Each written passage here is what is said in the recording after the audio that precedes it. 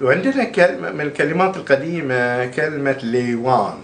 ليوان بناء مفتوح الواجهة أمام الحجر في البيت البحرين القديم، فيسمونه ليوان. وعندنا كلمة خامر. خامر يطلق على الشخص الساكت أو الهادئ اللي ينتظر من وراء مصيبة أو شيء خفي، يقولون خامر. بعد يقولون حق الشخص اللي يعني وين فلان، يقول اكو مكانه خامر، او راقد خامر.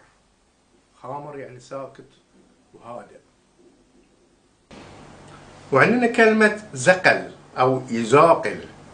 يزاقل صفة تطلق على القشاش والمخادع، فيقولون هذا يزاقل. وهاي المصطلح كانت يستخدمونه في الألعاب الشعبية، في الزنجفة أو في